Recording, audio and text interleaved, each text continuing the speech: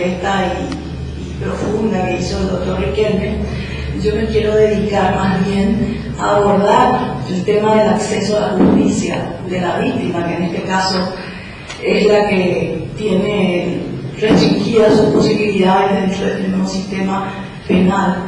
Quiero hacerlo desde la perspectiva del modelo que se planteó en aquel momento al Congreso Nacional, de los últimos 7 años y medio de implementación del nuevo sistema procesal penal en relación a la participación de la víctima y el querellante a decir. Con todas sus discusiones, desde luego que sin el ánimo de criticar ni ofender a nadie, sino nada más de aportar mi experiencia como magistrada en un tiempo y como litigante actualmente de este instituto principal y fundamental dentro de la estructura constitucional, porque se trata de un mecanismo que asegura el efectivo acceso de uno de los pilares del proceso penal, que es la víctima, que está especialmente protegida no solamente por el derecho positivo nuestro, sino que también por el derecho internacional. Me han dicho de que esta es una participación magistral en que no voy a poder contestar preguntas. Me hubiese gustado, sé que aquí hay muchos profesionales y alumnos y que tienen muchas inquietudes. No obstante, he anotado las más importantes y voy a tratar de responder. ¿Qué es lo que se planteó a partir de la entrada en vigencia de la Constitución Nacional con respecto al ejercicio del poder penal del Estado? Un nuevo modelo de proceso penal con un nuevo paradigma, un nuevo modo de ejercer la acción, un nuevo modo de buscar la verdad, una distribución clara de funciones de los sujetos procesales, una clara definición de los roles, facultades, derechos, dentro del contexto de un equilibrio entre los mecanismos de eficiencia para la persecución de los delitos y el sistema de garantía, de protección, no solamente al justiciable, sino que también a la víctima, sujeto esencial dentro de la relación procesal. ¿Cuáles son las finalidades en las que se inspiró el modelo del anteproyecto de Código Procesal Penal y que de hecho hoy están vigentes? La búsqueda de la verdad, de una verdad histórica. No se pretende la reconstrucción del pasado de manera perfecta e ideal, porque eso naturalmente es imposible, sino que se busca desde una perspectiva racional, una verdad histórica, reconstruir qué es lo que sucedió, determinar qué pasó, cuáles fueron las circunstancias y quién lo hizo. A los efectos de poder, en segundo lugar, aplicar la ley penal al verdadero culpable. Esas son las finalidades básicas y en virtud de ellas se establecen funciones fundamentales del proceso penal. Ya no está el proceso penal solamente para buscar el castigo, o como nada más como una simple retribución al mal cometido por el delincuente. El proceso penal persigue varios objetivos que no solamente tienen que ver con la defensa del justiciable y sus derechos. En primer lugar, el proceso penal busca la protección de la víctima. Y esta protección tiene un doble aspecto, una doble perspectiva. En un primer momento se busca la verdad, los efectos de castigar al culpable y de esa manera establecer o restablecer el orden infringido por el delito. Se busca probar la responsabilidad penal y castigar al verdadero culpable. Eso es lo que reclama la víctima, justicia. Y en segundo lugar, se busca resarcirla del daño. Esto es simultáneo. El Ministerio Público que inicia el ejercicio de la acción, sobre todo en los delitos de acción penal pública, necesariamente tiene que perseguir estos dos objetivos. Por eso es que tiene o se mueve, se moviliza dentro de dos parámetros que le permite dicha posibilidad. Por un lado, el principio de legalidad que le exige la intervención obligatoria en todos aquellos hechos de acción penal pública a los efectos de buscar esta verdad y llegar hasta las últimas consecuencias, si se pudiera, para castigar al culpable. Pero por otro lado también posibilidad, en virtud al principio de discrecionalidad, que acá nosotros lo hemos regulado a través del principio de oportunidad, la suspensión condicional, etc., tiene también la posibilidad de dejar de ejercer esa acción penal, que en principio es obligatoria. Cuando, como nos explicaba el doctor Riquelme, se dan determinados parámetros que tienen que ver con una aplicación racional de la fuerza penal. Por ejemplo, cuando el hecho tiene un contenido patrimonial o de alguna manera se pueda estimar patrimonialmente el daño y este no afecte más que a la víctima, o sea, no existe un interés social en la persecución penal hasta las últimas consecuencias, entonces se puede prescindir del ejercicio de la acción, o una vez iniciada se puede dejar de ejercerla previa, digamos, reparación del daño. ¿Por qué? Porque esta es una función del proceso penal y está dentro de las facultades del Ministerio Público hacerlo. No me quiero, no quiero profundizar en ninguno de estos institutos, sé que hay muchas cosas que decir con respecto, por ejemplo, al principio de oportunidad, nada más un puntito a los efectos de responder lo que dejó flotando el doctor Riquelme al preguntarse o al afirmar que el principio de oportunidad es una facultad del Ministerio Público. Sí, es una facultad del Ministerio Público porque es un modo de ejercer la acción, pero el sistema, que de alguna manera busca dar flexibilidad a la intervención de la víctima, permite también que cualquiera de las partes, no solamente esta, sino que el imputado o su defensa, proponga la posibilidad de un consenso a través, por ejemplo, del principio de oportunidad. O sea, el hecho de que sea una facultad del Ministerio Público no impide que la contraparte lo solicite, porque hay un juez que necesariamente tiene que verificar los presupuestos y homologará o no el acuerdo. Bueno, esto nada más en relación a esta función fundamental doble del Ministerio Público con respecto al ejercicio de la acción y la búsqueda del resarcimiento del daño. Asimismo, no se limita el proceso penal nada más que a estos objetivos.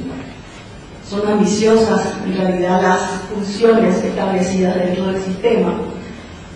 Debe procurar la rehabilitación, y estas condiciones deben procurar la rehabilitación del imputado y su reinserción a la sociedad. Imagínense ustedes la meta ambiciosa que se propone.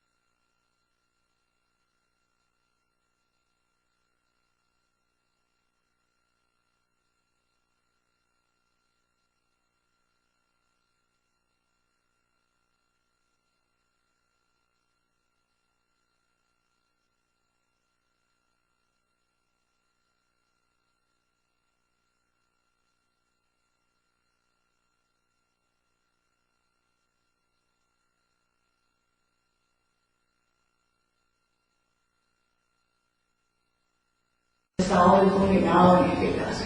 El proceso penal tiene que responder a estos objetivos, a estas metas. Dentro de estas exigencias, con estas exigencias, se trazó un anteproyecto de Código Procesal Penal, siguiendo el Código Procesal tipo, el modelo para Iberoamérica, y por supuesto que compatibilizándolo con la Constitución Nacional del 1992, que en ese momento acababa de entrar en vigencia. ¿Qué es lo que se enfatizó con mayor, fuerza?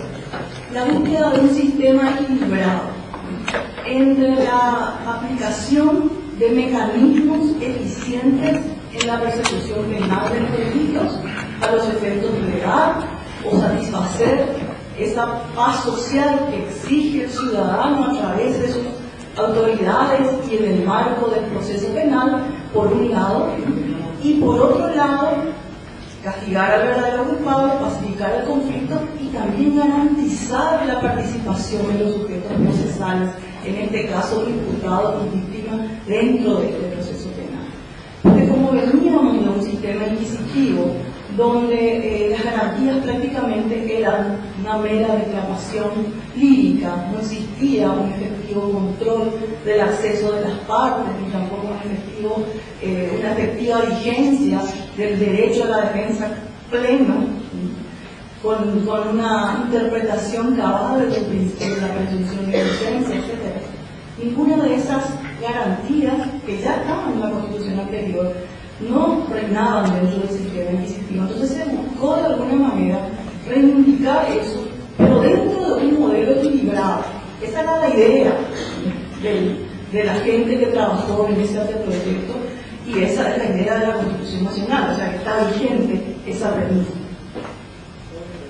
¿Qué es lo que se planteó? Una clara distribución de funciones, teniendo en cuenta que existen órganos requirentes y órganos jurisdiccionales. Se determinó que la función requirente iba a estar en poder del Ministerio Público. Entonces se pergeñó un Ministerio Público con muchas facultades. Si eran tan ambiciosas las metas que se propusieron, entonces necesariamente se tenía que establecer un órgano fuerte de persecución penal, pero al mismo tiempo con un control privilegiado de la legalidad.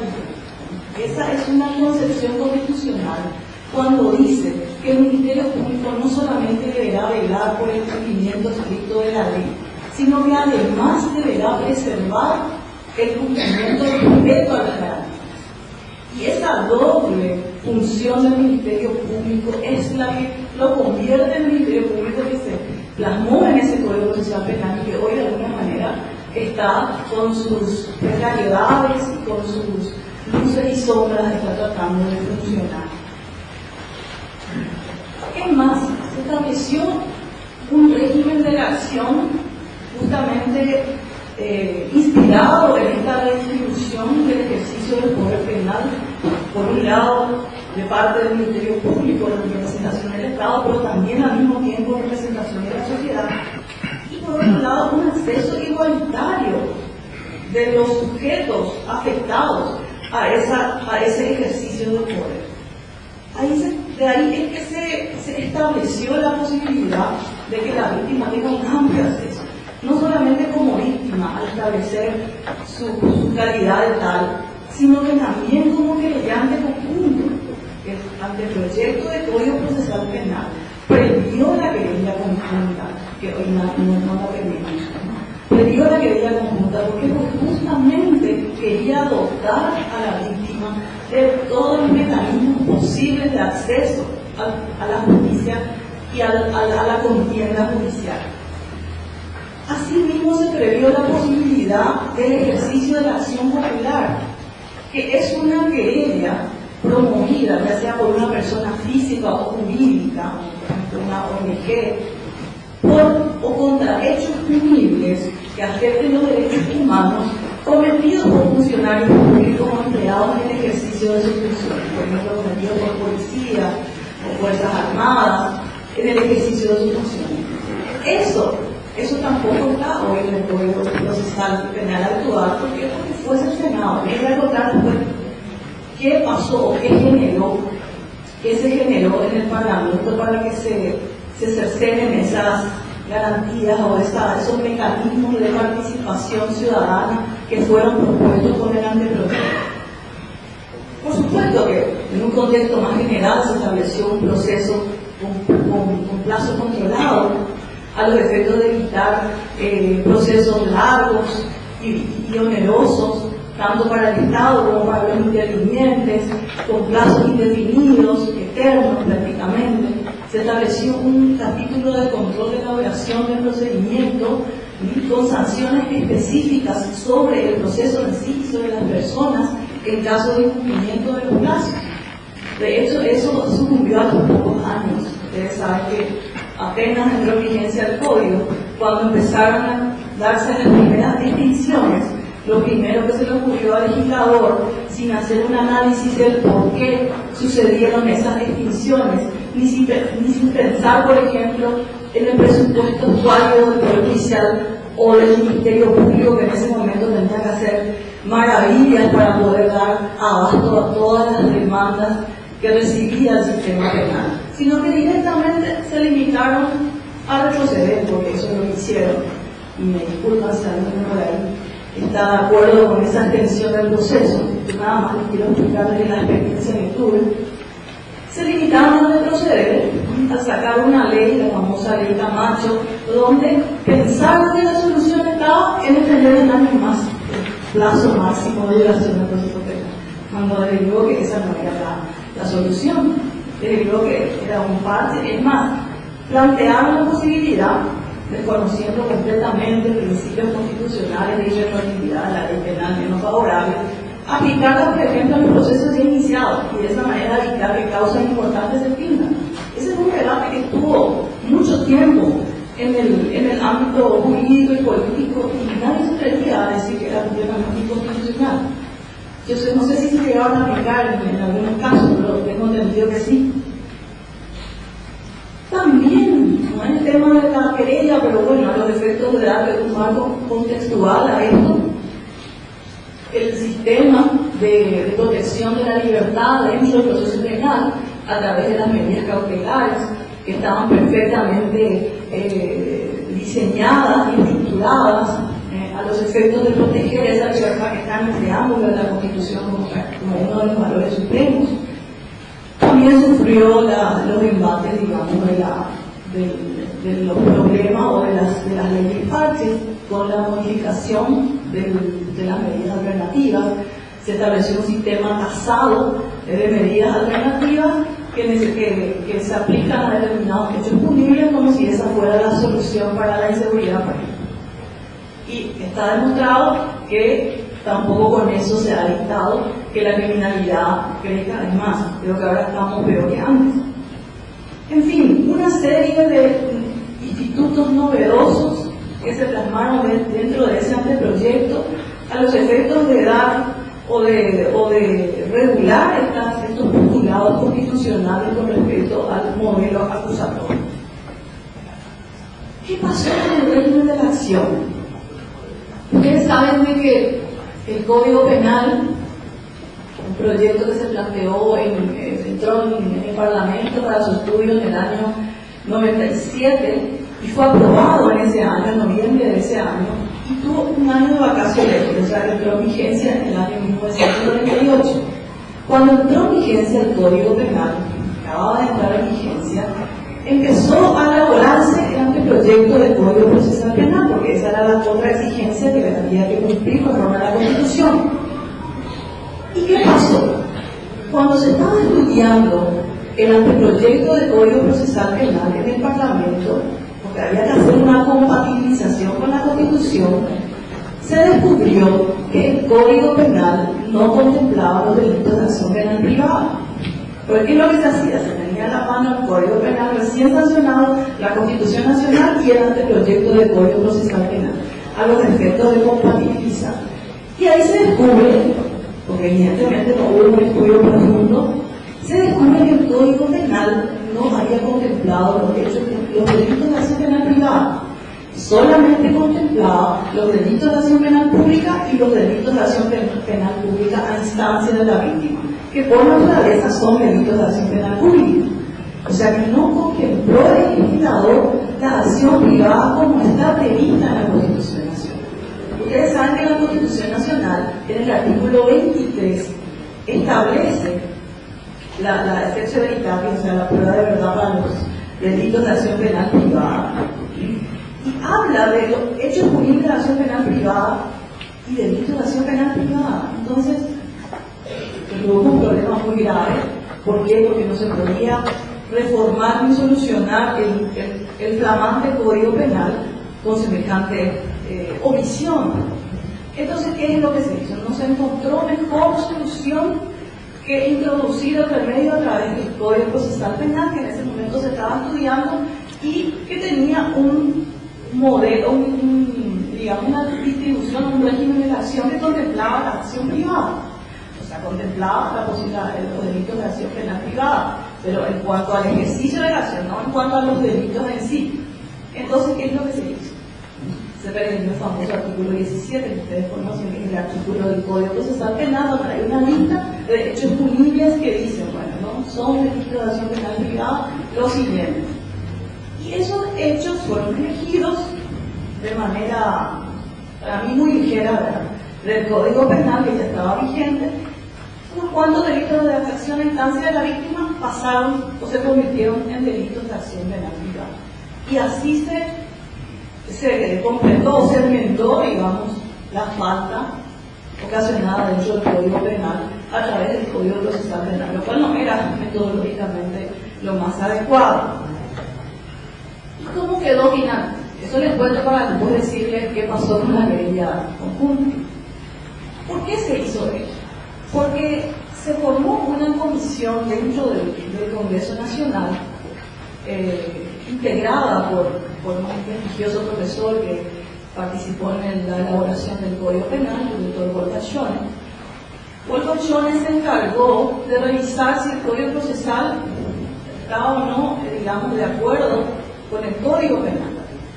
Entonces, le convenció a los legisladores de que un sistema procesal donde se establece un ministerio público tan fuerte como el que nosotros pretendíamos, un sistema procesal donde se establecen amplias garantías de participación a la víctima, como se planteaba en ese anteproyecto, no necesita de la acción privada. ¿Por qué? Porque el régimen de la acción es estatal. Entonces, con ese discurso y con la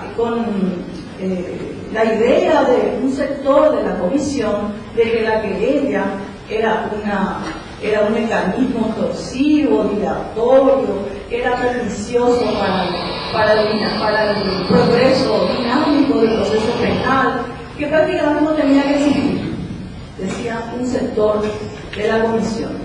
Entonces, esas dos ideas contribuyeron a que el Congreso, que en aquel momento estaba estudiando el anteproyecto, tuviera la intención de eliminar la querella, no eliminar directamente la intervención de la particular de la víctima dentro del proceso penal. Sencillamente iban a dejar el Ministerio Público con la acción pública de oficio y la acción pública a instancia de la víctima. Y con eso pensaron o creyeron que estarían cubiertas todas las garantías. Se peleó intensamente, participé de esa lucha como para que salvar de alguna manera la querella, pero no se pudo lograr con totalidad ese objetivo, porque de alguna manera se llegó a una decisión intermedia y se introdujo una querella restringida. Ahí es donde nació o se originó la querella decida que conocemos hoy en día, que es una querella dependiente de lo que hace el Ministerio Público, que si el Ministerio Público no acusa la vida del querellante adhesivo o de sus pretensiones, prácticamente terminan ahí. Entonces, la víctima, que de alguna manera tiene que ser, protegida dentro de ese sistema, pierde esa posibilidad porque nada más que queda en carácter de víctima ya con muy escasas posibilidades de intervenir como procesalmente nosotros conocemos esa posibilidad. Eso fue lo que pasó. Entonces, entró al Parlamento un modelo de código procesal cercenado en sus institutos más preciados. Ya de entrada se cercenó la posibilidad de que la víctima pueda ejercer con plenitud los derechos que estaban asignados en la Constitución o que están asignados en la Constitución y que se pretendió efectivizar con el Código Procesal Penal.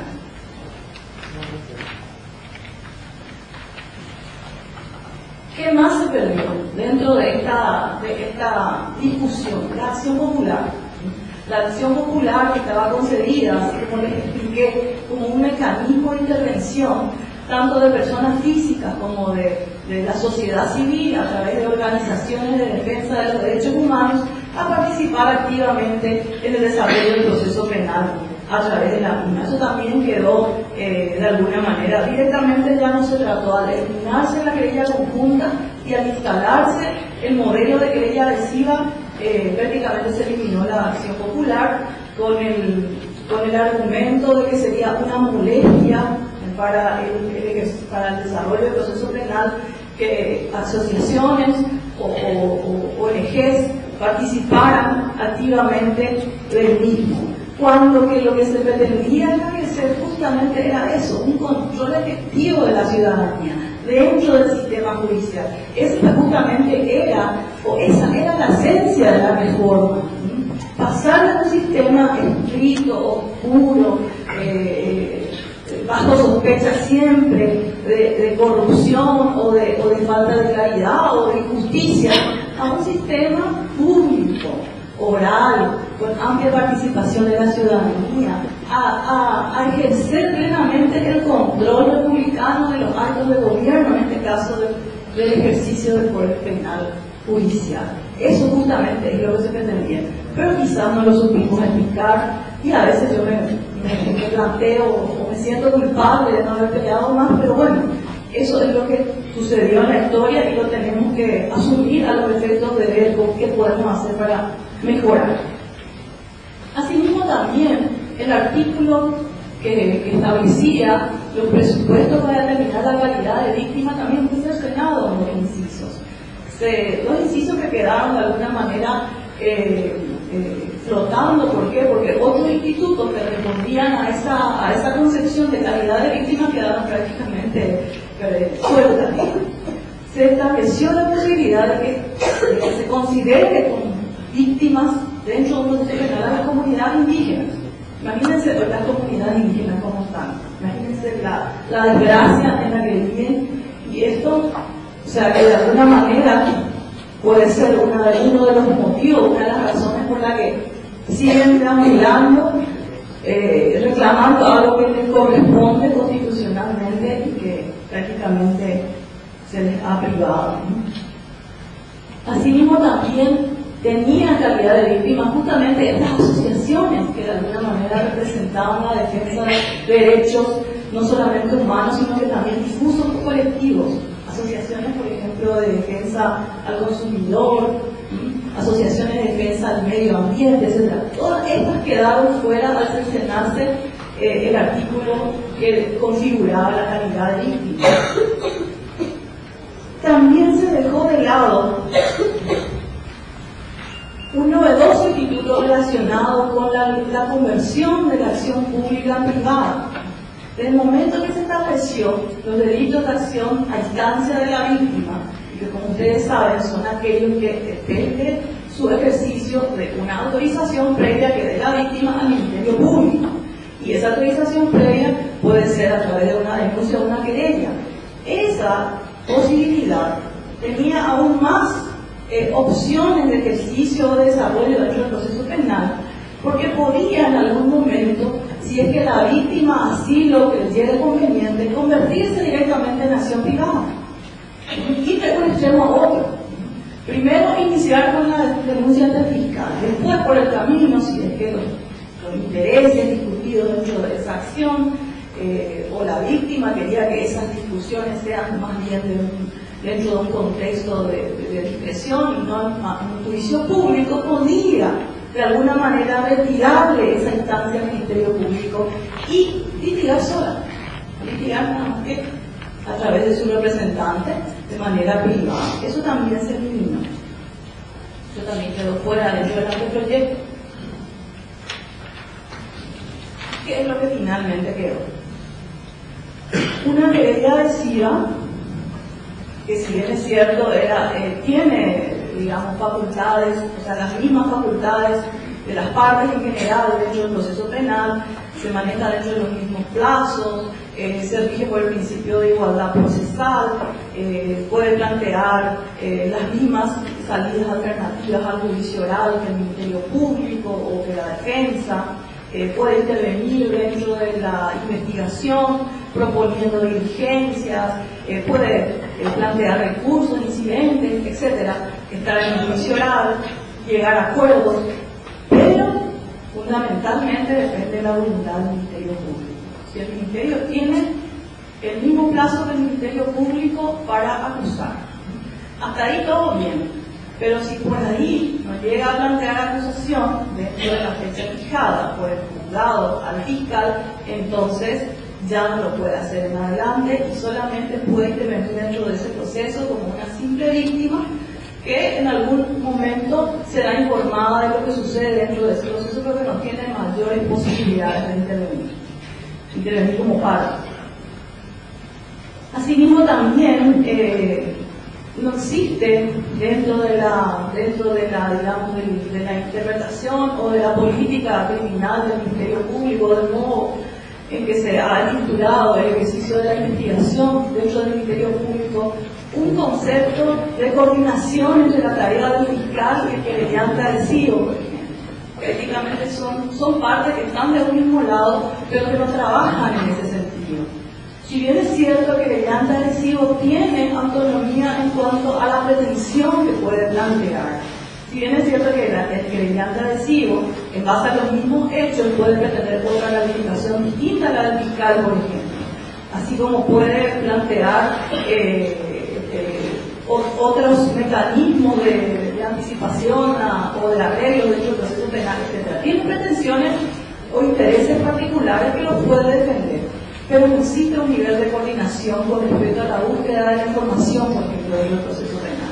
No existe una política criminal de organizar el trabajo de la Fiscalía a través o considerando las propuestas de diligencia realizadas por el querellante.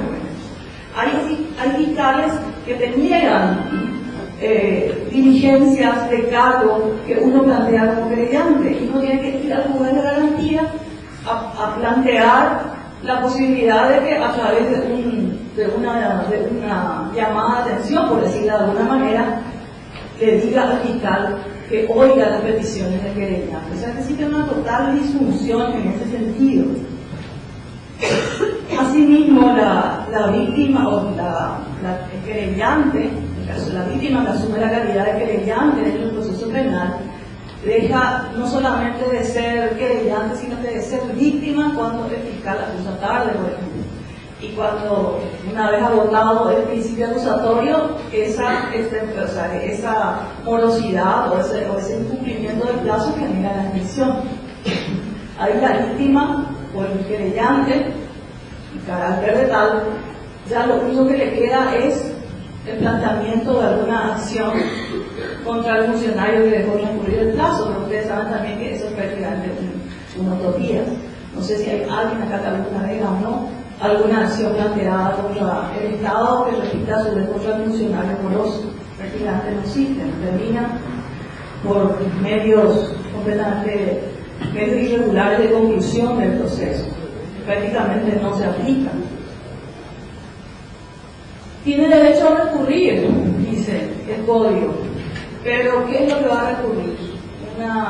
Un sobreseimiento por extinción de la acción porque el Ministerio Público no presentó la acusación dentro del plazo. ¿Y cuál es la expectativa de solución que el recurso le puede dar en este caso? No sé si hay algún caso que puedan ustedes traer a colación o que ustedes conozcan donde en virtud de un recurso de apelación se ha revertido por una situación de extinción. No existe dicha posibilidad. Se estableció, o sea, se cercenó la querella conjunta que podía ir aún sin el fiscal al juicio oral y no se previó la posibilidad de compatibilizar esa situación con el régimen de los recursos.